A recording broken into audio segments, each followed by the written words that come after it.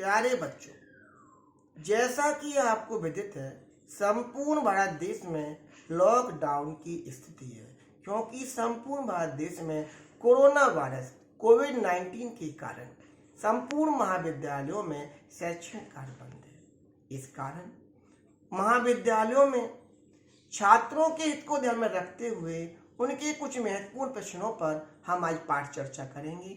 इन्हीं महत्वपूर्ण प्रश्नों में से आगामी विश्वविद्यालय परीक्षाओं में प्रश्नों के आने की संभावना है। आज का हमारा टॉपिक है बीएससी सेकेंड ईयर के लिए फॉर्मेट का चरम पद सिद्धांत, अर्थात अंग्रेजी में कहा जाएगा फॉर्मेट एक्सट्रीमम पाथ प्रिंसिपल। देखो बच्चों, फॉर्मेट का चरम पद सिद्धांत अर्थात फॉर्मेट एक्सट्रीमम पाथ प्रिंसिपल सन 1658 में फॉर्मेट नामक वैज्ञानिक ने प्रकाश के गमन के पथ के संदर्भ में एक नियम दिया है। ये नियम ये कहता है कि प्रकाश की किरण जब एक बिंदु से चलकर दूसरे बिंदु तक जाती है, सीधे जाए या परावर्तन से जाए अथवा अपवर्तन से जाए, उसको एक बिंदु से दूसरे बिंदु तक जाने में वह उस पथ का चयन करती है जिसको तय करने में लिया गया समय न्यूनतम होता है, अर्थात सबसे कम समय लगता है। परंतु ऐसा देखा गया है प्रैक्टिकली तौर पर यह नियम जो फॉर्मेट ने दिया था वो केवल मात्र समतल पृष्ठों से परावर्तन या अपवर्तन के लिए ही सत्य पाया गया है, अर्थात गोली पृष्ठों से यह नियम लागू नहीं होता है।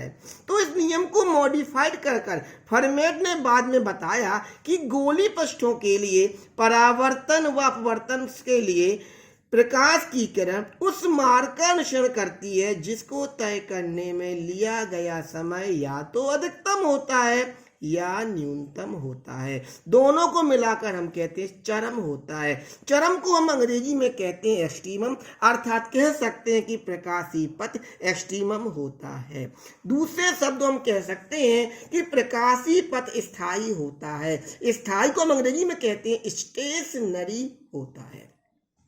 हमने चित्र में आपके सामने एक प्रकाश का पथ दिखाया है जिसमें प्रकाश की किरण बिंदु P से चलती है और Q तक जा रही है। प्रकाश की किरण को P से Q तक जाने में अनेक पथ हो सकते हैं। एक पथ हमने दिखाया PAQ और एक अन्य पथ दिखाया PVQ। आप देख सकते हैं चित्र में दर्शाए अनुसार एक प्रकाश की किरण बिंदु P से Q तक मार्ग PAQ से होकर जाती है, लेकिन एक बिंदु से दूसरे बिंदु तक जाने के अनेक पथ हो सकते हैं।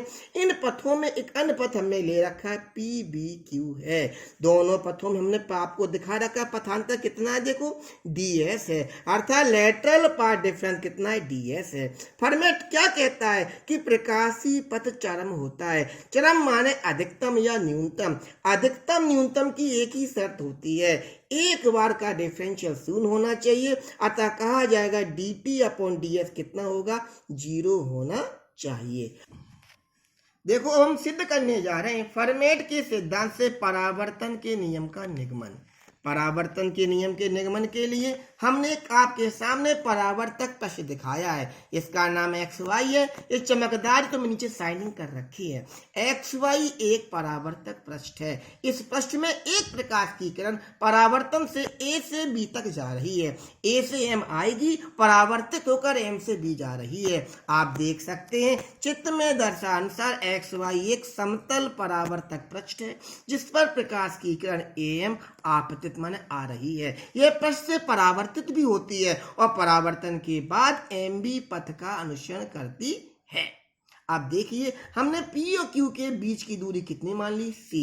जब ये C दूरी है हम गणना करने के लिए P से M को X मान रहे हैं। दूरी पूरी आपकी सामने कितनी है कि C है, अतः यदि ये X है बची कितनी, C-X। आप देख सकते हैं PQ हमने C लिखा है, PM हमने X माना है, तो QM को क्या कहेंगे, C-X। हमने A से P की दूरी को A माना है, B से Q की दूरी को B मान लिया है। समकोण ट्रायंगल लेके चल रहे हैं PAPM में, APM में चलेंगे। पाइथागोरस में लगा रहे हैं। क्या होती है, कर्ण का वर्ग बराबर लंब का वर्ग धन आधार का वर्ग। कर्ण क्या है आपके सामने, AM है, लंब क्या है, AP है, और आधार क्या है, PM है। आप देख सकते हैं AM square equal AP square plus PM का square. AM square equal AP को हमने क्या माना है A और PM कितना माना है X, तो A square plus X square कहेंगे। AM इक्वल क्या होगा, रूट के अंदर A square plus X square. हमने दूसरा ट्रायंगल लिया BQM, आप देख सकते हैं। फिर लगाते हैं पाइथागोरस प्रमेय से BM का स्क्वायर, BM क्या है, कण, आधार कौन है BQ, लंब कौन है BQ, आधार कौन है QM। तो देखिए BM square equal BQ square plus QM square. BM square को क्या कहें, BQ कितना लिखा हमने B, और QM क्या लिखा हमने C माइनस एक्स। तो देखिए B square plus C minus X का स्क्वायर। BM कितना आएगा, रूट के अंदर B square plus C minus X का स्क्वायर। अब प्रकाश कितना चल रहा है, ऊपर देखिए A से B तक जा रहा है, लेकिन A से B तक जाता कैसे, A से M, M से B, अर्थात AMB पथ को लेके चल रहा है। तो हमने लिखा है प्रकाश द्वारा चली गई कुल दूरी S बराबर AMB, लेकिन AMB है क्या, A से M और M से B, तो A से M लिखेंगे प्लस M से B लिखेंगे। आप देख सकते हैं A से M प्लस M से B दोनों जोड़ दिया। AM का मान कितना लिखा है, रूट के अंदर A square plus X square. MB कितना लिखा है, B square plus C minus X का होल स्क्वायर। इस दूरी को तय करने में कितना समय लगेगा, समय बराबर होता है दूरी बटे चाल। दूरी कितनी S, चाल हमने मान ली V है, S बटे B, S का हमने मान लगाया, ऊपर आप देख सकते हैं। फर्मेट का चरम पद सिद्धांत क्या बताया था, dt बटे ds, लेकिन आज S जो है आप देख सकते हैं x पर डिपेंड है, अतः हमने x को क्या लिखा है, x। ओके, तो dt बटे dx इक्वल क्या होगा, 0। आप देख सकते हैं d upon D x 1/b लिखा, बाहर निकाल लिया, इसका हम डिफरेंशियल कर, रूट का क्या होता है 1/2 रूट एक्स, तो 1/2 रूट एक्स क्या है, रूट के अंदर ए स्क्वायर प्लस एक्स स्क्वायर। ए का डिफरेंशियल 0 हो जाएगा, एक्स स्क्वायर 2x कहलाएगा। इसी प्रकार का भी कर रहे हैं, 1/2 रूट एक्स लिखेंगे, इसको रूट मान लिया हमने, और b का फिर होगा 0, c माइनस एक्स स्क्वायर का होगा 2 आगे, c माइनस एक्स, c का 0 माइनस एक्स को फिर लिखेंगे माइनस में, तो हमने यहाँ लगा रखा है माइनस। ओके राइट, 2 कैंसिल हमने कर दिए, x अपॉन लिखा है, ये भी लिखा है, इस v को हम 0 में ले गए। अब आप यहाँ देखिए, ये हमने आपके सामने एंगल बताया आपतन कोण, ये बताया परावर्तन कोण। ये परावर्तन एंगल जो दिख रहा आपतन दिख रहा है, ये दो समांतर रेखाएं, तिर्यक छेदी रेखाएं, एकांतर कोण बराबर होंगे। इसी प्रकार यही भी एकांतर कोण बराबर माने जाएंगे, अर्थात अल्टरनेटिंग एंगल्स आर इक्वल। समकोण ट्रायंगल लेके चल रहा है APM में, साइन आई कहेंगे, लंब बटे का लंब कितना है PM, कण कितना AM, तो PM बटे AM। PM कितना है आपके सामने A है, और आपके सामने देखिए AM कितना है, AM आपके सामने दिख रहा होगा, रूट के अंदर A square plus X square, ये मैंने निकलवा कर दिया पीछे आपको। समकोण ट्रायंगल फिर लेते हैं BQM में, फिर वही कहेंगे साइन R बराबर लंब बटे कण, लंब कितना है QM, कण कितना है BM, QM का मान कितना C माइनस एक्स, BM कितना लिखा मैंने B square plus C minus X का होल स्क्वायर। दोनों की वैल्यू हम लगाते हैं, देखो समीकरण नंबर 5 में जाकर आपको दिख रहा होगा, आप देख सकते हैं ये मान साइन आई का, ये मान साइन आर का है, हमने लगा दी, देखो value sine I equal sine R, दोनों साइन हट जाएंगे, आई इक्वल आर। यही है परावर्तन का नियम आपके सामने। अब हम आपको सिद्ध करके दिखाएंगे फर्मेट के सिद्धांत से अपवर्तन के नियम का निगमन, अर्थात लॉ ऑफ रिफ्रैक्शन का निगमन, जो आप जानते हैं साइन आई बटे साइन आर इक्वल म्यू होता है।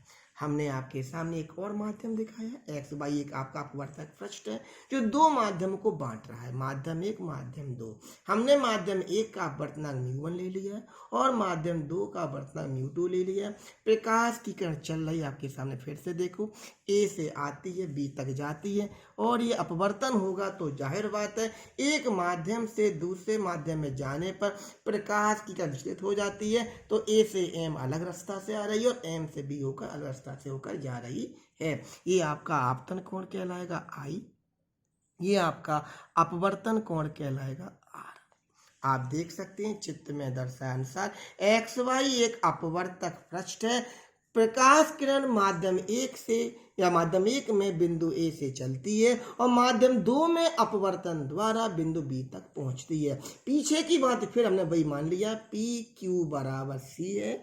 हमने P से लेकर M को फिर x माना है, तो बचा कितना, फिर उसी प्रकार C माइनस एक्स, फिर वही हमने फिर लिख रखा है। समकोण ट्रायंगल फिर लेंगे APM में, आप देख सकते हैं कर्ण का वर्ग बराबर लंब का वर्गन आधार का वर्ग, AM square equal AP square plus PM का स्क्वायर। तो AM का मान फिर ऊपर से देखो आप देख सकते हैं, AP को A कहेंगे, PM को फिर हम X कहेंगे, फिर लिखा उसी प्रकार हमने A square x square, AM कितना होगा रूट के अंदर A square plus X square.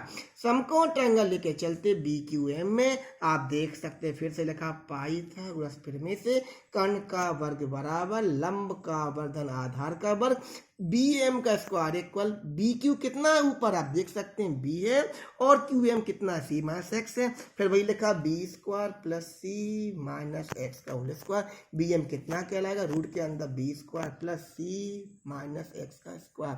हमने पहले माध्यम में प्रकाश की चाल कितनी मानी V1 है और दूसरे माध्यम में प्रकाश की चाल कितनी मानी है V2 है। तो देखिए हम लिख रहे हैं A से B तक जाने में लगा कुल समय, समय बराबर होता है दूरी बटे चाल। पहले माध्यम की दूरी कितनी है AM, दूसरे की BM है, तो दूरी बटे चाल पहले माध्यम में AM बटे B1 और दूसरे माध्यम में कहेंगे BM बटे B2। T बराबर AM का मान समीकरण 1 से लिखा हमने A square plus X square root लगा दिया बटे B1 है। उसी प्रकार BM का मान ऊपर से लिखा हमने रूट के अंदर B square plus C minus X का होल स्क्वायर बटे V2। फॉर्मेट का फिर वही लिखा हमने चरम पद सिद्धांत dt बटे ds इक्वल 0, dt बटे ds में d अपॉन ds लिखा, t का मान लगा दिया है, आपके सामने ऊपर लिखा रखा है। फिर हम उसी प्रकार डिफरेंशियल कर रहे हैं, देखो 1 अपॉन v1 कांस्टेंट है, रूट का 1 अपॉन होता 2 रूट x और a का 0 हो जाएगा, x इसका 2x आ जाएगा। उसी प्रकार इसका फिर करेंगे, 1 अपॉन v2 बाहर है, रूट का 1 अपॉन 2 रूट x होता है, b का 0 हो जाएगा, c माइनस एक्स स्क्वायर का होगा पावर नीचे c माइनस एक्स और माइनस एक्स का फिर से माइनस बनेगा बराबर क्या है 0, 2 कट जाएंगे, आपको फिर करके दिखा रहा है, देखो हम ये कट चुके हैंगे, ये वैल्यू आपके सामने आ चुकी है, ये देखो हमें लिख दी 1 upon v1 x upon this, ये जो माइनस था इधर पक्षांतर करके बराबर आ जाएगा 1 upon v2 c minus X upon root के अंदर b square plus c minus X का होल स्क्वायर। समकोण ट्रायंगल लेके चलते APM, आप देख सकते हैं APM में ये I है तो एकांतर कोण बराबर होंगे, ये भी I कहलाएगा, ये R है तो एकांतर कोण से ये भी फिर से R बन जाएगा। साइन I बराबर क्या होगा लंब बटे कर्ण, लंब का नाम PM, कर्ण का नाम AM। PM कितना बताया था हमने आपके सामने x है और AM कितना है रूट के अंदर a square plus X square है। उसी प्रकार हम लिख रहे हैं साइन ट्रायंगल BQM में, BQM देख सकते हैं साइन R लिखेंगे, लंब बटे कर्ण, लंब फिर QM बटे BM फिर कहलाएगा। QM का मान ऊपर लिखा है C माइनस एक्स और BM का मान लिखा रखा हमने रूट के अंदर B square plus C minus X का स्क्वायर। दोनों की वैल्यू समीकरण 4 में लगा देते हैं, 1 अपॉन v1 लिखा, ये पूरी वैल्यू कितनी है साइन I है, ये कितनी है साइन R है, 1 अपॉन v1 साइन I बराबर 1 upon v2 sine R, sine I के अपॉन में साइन R ले आए, v1 को ऊपर ले गए, v1 अपॉन v2। हम जानते हैं अपवर्तनांक की परिभाषा होती है पहले माध्यम प्रकाश की चाल बटे दूसरे माध्यम प्रकाश की चाल। आप देख सकते हैं ये आपका वर्तनांक बन गया है, साइन I बटे साइन R को कहेंगे 1 μ2, यही हमारा क्या है स्नेल का नियम कहलाएगा। आप देख सकते हैं ये आपका आ गया स्नेल का नियम, यही स्नेल का नियम है, नियम